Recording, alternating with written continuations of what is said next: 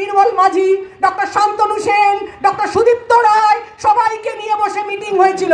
তখন তাদের আশ্বস্ত করা হয়েছিল, না না এই প্রিন্সিপালকে আমরা সরিয়ে দেব। কিছুদিনের জন্য গা ডাকা দিয়েছিল স্বাস্থ্য ভবনে।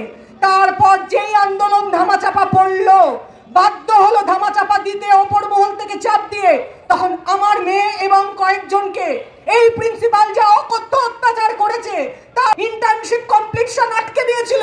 আর করে কেন্নে কান্নাকাটি করতে করতে একটাই প্রার্থনা করেছিল, স্যার আমাকে শুধু কনভোকেশনটা দিন, আমাকে অপাঠ করিয়ে বলুন আমি ডাক্তার হয়েছি।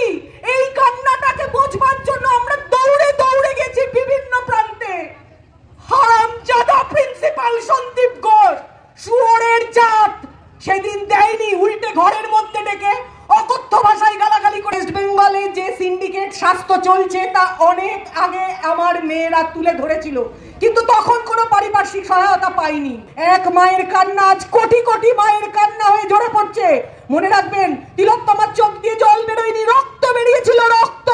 সেই রক্তের প্রতিদান কিভাবে দিতে হয় আমরা মায়েরা, আমরা মেয়েরা যেন কেউ না ভুলি।